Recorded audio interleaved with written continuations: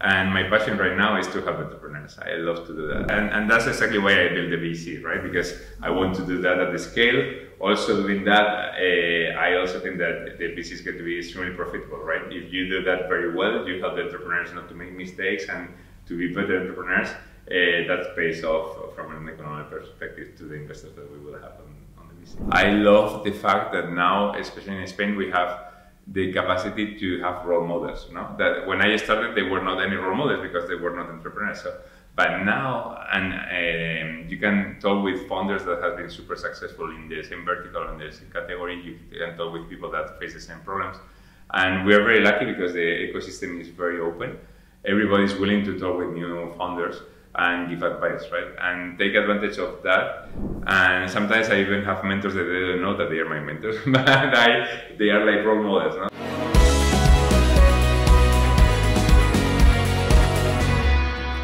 Hello everyone, welcome to Venture Ahead, IE University's Entrepreneurship Podcast. I am Valeria, a BBA student at IE, and I will be your host in this episode. Today, I'm excited to share that I am with Enrique Linares. He's the founder of the first unicorn in Spain. And he will help us to delve into different stages of the entrepreneurship journey. Welcome, Enrique, and thank you for being today with us. Thank you very much, Valeria.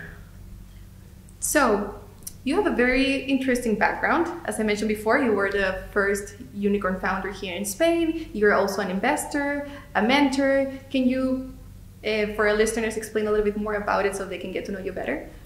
Yeah, I mean, I have been an entrepreneur for the last 15 years. I started in 2009. There was a time where there was not many founders or role models in Spain. I founded a fintech company. It was called Capitalis. It was a lead generator. And it was, we started here in Spain. We got Kinetic as an investor, which was amazing. They are a great investor. Mm-hmm. We operate here. Then in 2010, with the financial crisis, things started to be hard, and we agreed. Kinetic was very big in Brazil, and they supported us to go there. So I moved to Sao Paulo. I lived in Sao Paulo from 2010 to 2014. That we exited the company, and then in 2014. We started LetGo, that is a marketplace to buy and sell second-hand things. It grew very, very fast in Turkey and in the US. We created a category that didn't exist in Turkey before, and in the US we were extremely big, especially in the East Coast. In 2017, we have a round that made us the first unicorn base here in Spain. And I moved to New York. We opened the office there in Barcelona. We were around 150 people, and in New York, like 60 people. And in 2020, we sold the business in Turkey, and we merged LetGo with OfferUp. That was another very big player in the West Coast. And now operates in the US. Is one of the largest classified companies in the US. And I came back here to Spain. It was in the middle of the pandemic, and after the pandemic, I decided that I started to do some master classes in IE, which I enjoyed very much, and also I dedicate my time to help entrepreneurs. So I became very close to Endeavor, where I support entrepreneurs of scale-ups, big companies, and I'm a mentor there. And I also start to help entrepreneurs that were starting their company from scratch. I love that. I saw a big opportunity here in Spain to create a VC similar to the ones I saw in the US. And during the last year, I have been working to build that new venture capital. And hopefully we will start operating very soon once we get the approval from the Spanish government. And we are going to invest mostly here in Spain and Sweden and Brazil.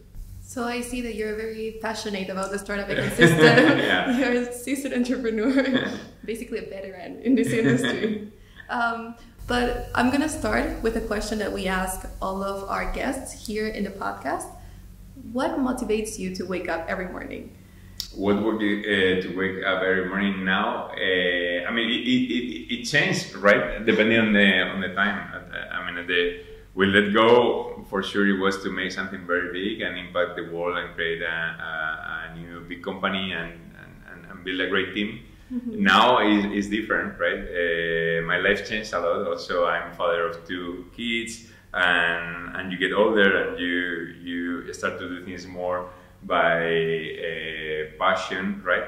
And my passion right now is to help entrepreneurs. I love to do that, and I dedicate still today a lot of time to support people. In some cases, are entrepreneurs that I'm an investor, a business angel. In other cases, it's just founders that I like, that I like the way they do things, the vertical where they operate, the culture and values, and I dedicate time to that.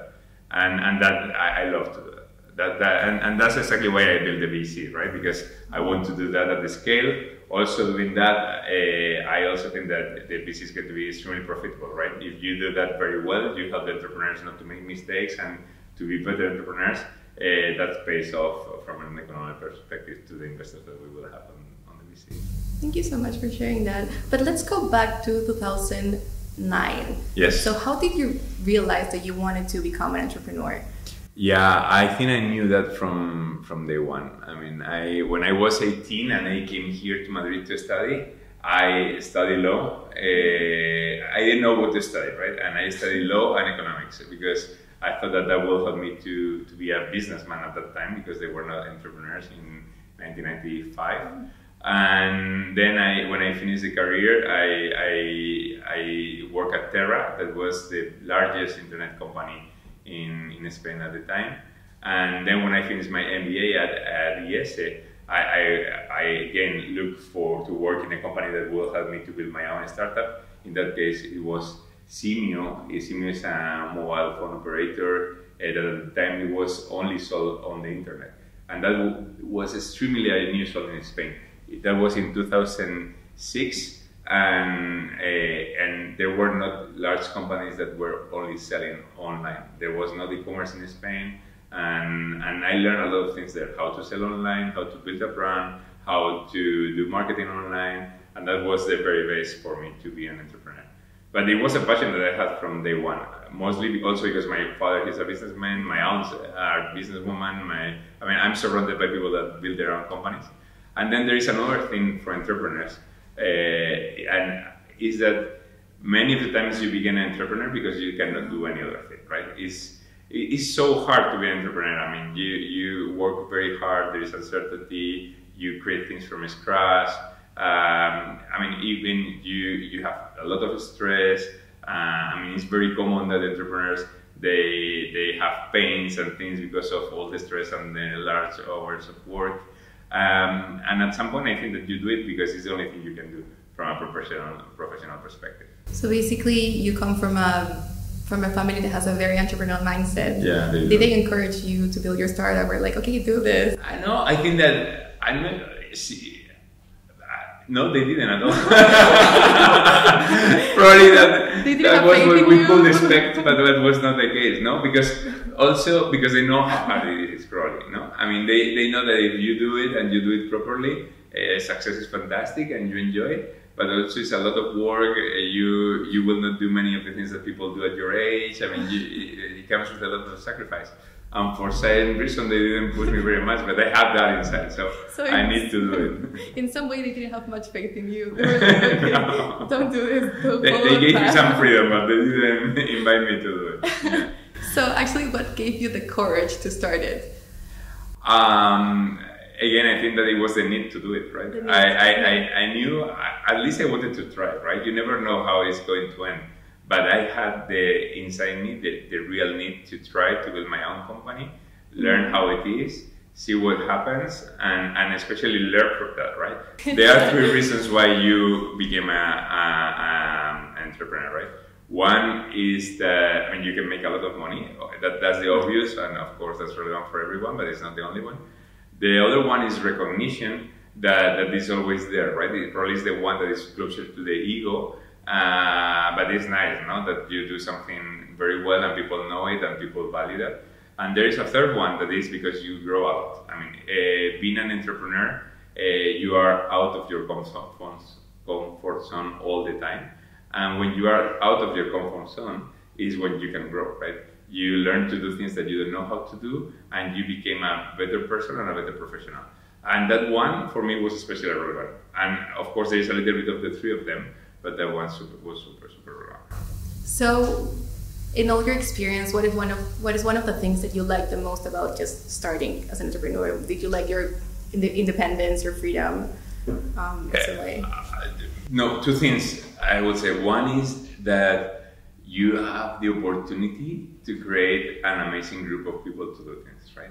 And when things, I mean, in every startup, there are always good and bad moments. And when in the tough moments, to have a very good team with a good culture, super committed, I mean, many times is the reason why you go to the office and you keep fighting, right? I love that. I am very people-oriented, and I love to get the most out of the teams that they create, and that's fantastic. And then there is another part, is that the entrepreneurs, we have the capacity to change the society, right? To have the positive impact on the life of many people. And if you think big and it's relevant for you to have impact on things and on people, right? The best way to do that is being an entrepreneur, and especially if you're successful. And for the startups that you had, the first one was Capitalist, the second LetGo. Yeah. Did you have the same team, or no? Ones? I mean, there were some people that helped in both companies and went from one to the other. Mm-hmm. Yeah, I mean, some of them yes, but it was just one or two people, not all the team. I also think that, I mean, even I like very much the team. I still have contact with them, and today I talked with two of the people from LetGo that I didn't see for a few years now. But I think that there is the right moment for the right person. And another thing that I like a lot to do, I mean, it's what I like the most, is when people starting a project and the position that they are hired for is over their capacities, but they grow very fast with the position, right? And they achieve it. They are out of their comfort zone, but they learn super fast. They do things very well, and they keep learning, right? And that's a very special feeling, and I love that to happen. And I think that it's even compulsory in a startup, because usually it's people that is happy to dedicate long hours, super committed, a lot of resilience, right? When you get older, when you have kids, when you have a different economic position, I mean, it's much harder to work 12 hours a day, every day on a week, and have a salary that is lower than the one you will get in the market. I mean, it's much harder. So many times it's not always the same thing is the best thing to start something new. And right now, does your family support you with your startups, with your life as an entrepreneur? They do. They are very, they are very patient. There's one thing that is relevant, and I always advise the founders when I talk with them when they start, is talk with your wife, talk with your friends, and tell them that they're not going to see you for 2 years. I mean, they need to know. Of course, your wife will see you at home, right? But it is not only the efforts that you do, but the efforts that do or accept the people that is close to you. No, I mean, things begin to be more and more difficult, and it's a conversation that you need to have with your wife or your girlfriend or your boyfriend, or it's super relevant. Because there is quite a lot of stress building a startup. If you also have a stress in your personal life, then life can be very, very tough. So you have to try to control one of the two. Yeah. And how do you manage to balance it? Like, what are your techniques for your wellness and mental well-being and so on? Unfortunately, there is not a secret sauce there. No? Lots of different things. I mean, now my life is very different. No? To start a PC is much less stressful than to start your own startup or tech company. So now everything is completely different, and also I assume that you get more mature, you get used to it, and you know how to control things. But I did everything from meditation to sport to try to sleep a lot, be careful with your diet, try to have some time to hang out, but with friends. But I mean, it's really hard. It's a mix of many things. But you need to be careful, no? And something that still happens to me today is like during the weekend, I always try not to work. Okay. I mean, when I was starting a startup, it's super hard to do that. But it was like, okay, I can work 14 hours between Monday and Friday, but let's try to rest 2 days. Because that really helps. I mean, it's like 2 days that you try, and another thing that I train myself is not to think on the startup during the weekend, which is super hard, super hard. But you end up doing it, right? You need to force yourself to think about different things, or make your agenda super busy so that you don't have time to think. But I do think that the mind needs to rest a little bit, right? And if you are obsessed with something to a point, it turns out to be not beneficial. And just to put myself a little bit in context, like for example, when you started your unicorn, back then, how old were you approximately? 34. 34. So how was it? How was creating LetGo after having experience with the first startup? We were 3 founders. They were fantastic. They were very successful also before in their previous startup. That helped a lot because we all knew what we were going to do and how we wanted to do it. We were lucky because we have that track record that helped us to raise a lot of money very early. And with money, we were able to hire a very senior team very soon. When you have senior people around you, good people, that helps a lot. No? And then it was, to start is always hard, but when I look back now, it was one of the nicest moments of the story of LetGo, right? The first year is fantastic because there is an energy, there is people are super happy because they really believe that they are going to make big things, and then you do big things, but you face the good and the bad part of doing big things, right? You have problems, you have responsibilities, you have more and more people to manage that, to control that. I mean, but the beginnings are always the best time. And then because of LetGo, you moved to Brazil, right? No, I moved in Brazil to Brazil because of Capitalis. Then from Brazil, we decided to start LetGo. I moved back to Spain, and we decided to do it in Barcelona because at that time in 2014 there was a lot more tech in Barcelona than in Madrid. Plus, we knew some very good people for the tech team there. And I stayed in Barcelona, built the team from scratch until we were 120, 130, and then in 2017. There was that round that made us unicorn, and the reason was because we wanted to create a sales team in the US, and it was a B2B sales team. So in order to do it properly, I moved to New York. I lived there I studied at NYU also, so I knew New York. I have friends there. I got married recently, and my son was going to be born in that year, so he's American now. It was perfect. I really wanted to move. It was a fantastic experience, and yeah, I lived in New York for 3 years and something. So basically, you went from Europe then to South America, and then from North America.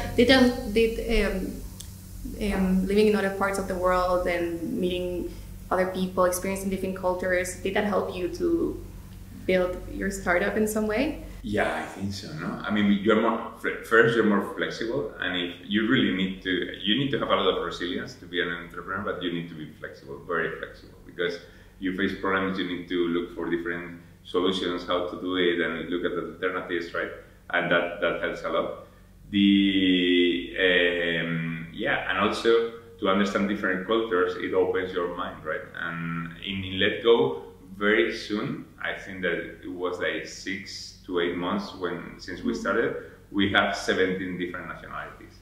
That was fantastic. I really love it because now it's very common that people talk about diversity. It's obvious that diversity makes teams and companies more productive and sharper. But there are many kinds of diversity, no? And that of course, gender diversity is very relevant. But that diversity of having people from different nationalities that think in a different way, my experience is that helps a lot. It's super, super useful. So basically, you started a trend. So before this became a trend, you already had a very diverse and different team. It's also more fun. I really like to live abroad. I love it. I think it's fantastic. And how did you come up with the idea of LetGo? Well, again, 2014, it was 4 years after the iPad was invented, 6 years after the iPhone was invented. Yeah. And it was, the apps were very new, right? And everybody was thinking that it was a big thing, but nobody knew how to use that, right? Or how to do big things out of apps, because if you're thinking now, we're very used to use apps for everything. At that time, the screen of an app is very small compared to the computer. So apps at that time was a link to the website, right? But we understood that there were a lot of benefits on using an app, right? The phone, you have geolocation. Also, you can put a chat inside. At the time, no app had a chat inside. We saw that in China, but it was not in Europe, not in the US. We also, there is one handset, so you know that the person that used the app is that person all the time. So you can create a specific contact for that person. Before the apps, everybody went to a website and everybody saw the same content in an URL. Now we're used that it adapts to what you saw before and all that, but that started with the apps and the handset. So we love it. We thought that from a product perspective, that will be an enormous change. So we look at different models or different categories that could be disrupted with all those tools, and we found classifieds, and we thought that made sense, and we said to them. So you just saw the perfect opportunity and took it before anyone else could. No, but the user experience is so much better. We are now all used to use classifieds in an app, no? But before it was super hard. You had to take a picture, upload the picture to the computer, put it there. You give your phone number or your email, so people keep calling you and you don't want to. You don't share your address, so there is no geolocation of where you are selling it. So it's Madrid, but Madrid is very big. It's not the same in Madrid or the north or the east or the west. No, and suddenly you could buy something the same day, like. Because you start seeing the things that are closer to you. So if I like this chair or this book or this whatever, I can meet that person this afternoon in the door and pay them and get whatever I want. No? Before it was like days and how to say it. So it was an enormous disruption. Well, I cannot relate myself to that. I was very young when all of that was happening. That was many years ago. Yeah. Yes, but after that, how did you? I think it's a very broad and general question, but how did you manage to become a unicorn? Like, what was the path that you had to follow? We grew very fast in a category that was extremely attractive. And, it was a different moment than today, right? The interest rates were very low, and there was a lot of money on venture, and people was willing to invest. Our opportunity was enormous. Our metrics were fantastic. We have a very good team in a very attractive market. So I really think that it was a question of time. Somehow we knew that it was going to happen. We didn't know when, but it suddenly happened. And there is always a little bit of luck, right? And we have that luck plus a lot of hard work and things that we did very, very well. In some way, it was kind of like the perfect timing. And what are the strategies that you used during that period of time? It's just that we have a very good investor from day one. Okay. We had fantastic metrics, and we were in classifieds. There were two big investors in classifieds. Nashville, now it's called Process, was one of them. They invested on us. They trust us. They keep supporting us, and they were fantastic. And we were with them from day one. And then some other people joined the company, other VCs.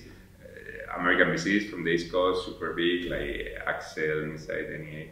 But it was a great investor, and they keep supporting us from day one. How did you feel when it became a unicorn? The same. Absolutely the same. But that's the thing. You can build a big company, be super successful, and at the end, the problems that you face, how you feel, what you do, is not so different. What is different is that, of course, you have more budget and you have more impact in more people, clearly, but you don't feel that every day. You know that because you look at the metrics, but you don't feel it. What you feel, the part that you feel, is that you are surrounded by better people, right? Because you can pay better salaries, you are more attractive for very good talent, there is an evolution in every startup, right? At the very beginning, you start usually with young people that you like, that are your friends, and then you keep evolving, and that people grow with you. Some leave or don't grow enough, so you have to look in the market for other people to fill that positions, or even that you reach a size where you have to look for people that did that before, right? It's not people that learn while they do things, but people that did it before, so they already know how to do it, and it's kind of a plug and play, right? They know where are the problems, how to do it fast, and speed is super relevant for any startup, so that's something that everybody does. Yeah. And throughout all of your experience, what is one of the biggest lessons that you can take from it? There is one that we always said on LetGo, and especially now looking back, and it's to have fun. Right? You know, when you are super busy, lots of stress, lots of problems, there's a moment where you don't have fun.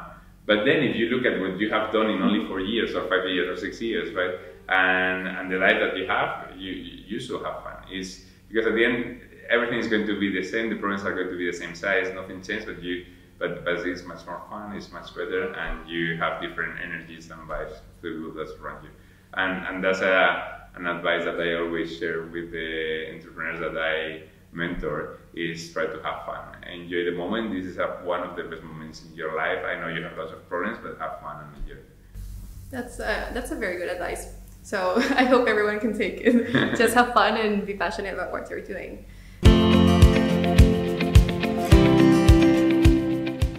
So now we're going to go to the second section of the podcast, which is called Entrepreneurs Inbox, which are basically questions that we receive from students and our listeners.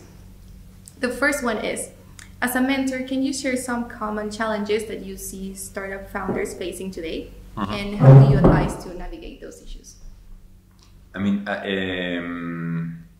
yeah, there are a lot of challenges, but probably the biggest challenge that an entrepreneur of a successful company face is to grow at the speed that the startup requires you to grow, right? To develop new skills, that is from sales to communication to the team, to be a proper leader, to some specific knowledge of your industry. That's super, super hard. And that requires passion, and it requires to surround yourself with people that can help you do it. And that's a pretty common advice, right? I love the fact that now, especially in Spain, we have the capacity to have role models. No? That when I started, there were not any role models because they were not entrepreneurs. So, but now, and you can talk with founders that have been super successful in the same vertical, in the same category. You can talk with people that face the same problems. And we are very lucky because the ecosystem is very open. Everybody is willing to talk with new founders and give advice, right? And take advantage of that, plus to have a coach or to have a business angel that has been a founder before, or to have successful founders on your board. All those things helps a lot to normalize the situation and to help you to grow and at the speed that is required. Thank you. And then the second question is, how do you balance the need for rapid growth with the necessity of obtaining a sustainable business model? Yeah, that's super hard. In fact, in LetGo, what we agreed with the board was that we will focus on growth first, and after a couple of years, we focus on both things. That was because it was a very, very, very competitive vertical. So whoever was bigger will win. It's easier to be bigger if you only focus on one thing than you focus on two, because sometimes the things that you have to do to monetize goes against the things you have to do to grow, right? And at some point we have to do both things at the same time. That's very hard, but of course it's needed. I mean, companies are built to make money. And I mean, it requires a lot of structure, communication, proper OKRs, and to make sure that everybody knows what they have to do and what is more relevant than the other thing, right? The best scenario is that OKRs and communication are set in a way that people know what they have to do, right? That they don't need to ask all the time. And again, that requires a lot of work on planification, that sometimes when you have tons of things to do, it's hard to stop and say, okay, I'm going to dedicate 2 days to planify what we have to do in the next 6 months so that everybody knows it, right? But in my experience, at the end, that saves time. That will make you to do things faster. And for example, if you have a mentor, what should you expect from that person to just... I mean, it depends. To have a mentor is a very personal thing. Like, I do think that one mentor works for one person, but not for many persons, right? You need to have a special feeling. You need to think in the same ways in some things. Probably it needs to be someone that is older than you, that has more experience than you. No? But I think it's fantastic. I try to find mentors all the time for myself. And sometimes I even have mentors that they don't know that they are my mentors, but they are like role models. No? That is the kind of person that I would like to be in 20 years. No? Now I'm 46, so it's people around above 60 that they look. But and it will be the same for a founder. No? My advice there will be to talk with many successful founders or C-levels of successful startups, and talk with them. And if you have a special feeling, a special chemistry with some of them, ask him to be your mentor. No? That's for the long term. There is also many people that is open to do one mentor, right, and mentorship, and that's it. But that works very well, especially for specific problems that you may have, right, and you want to solve. So Enrique, thank you so much for joining us today and sharing all your insights. I think they were very interesting and amazing. And thank you guys for listening to this podcast. I hope you enjoyed this as much as I did. Remember, you can listen to this podcast in all platforms and subscribe so you can keep up to date with our next episodes. Thank you. Thank you very much. Is there something that you would like to close with? No, thank you for your time. For the questions, I love to spend some time, and I also like very much I'm very close to the university, and you always do great things. So thank you for having me today. Thank you. Okay.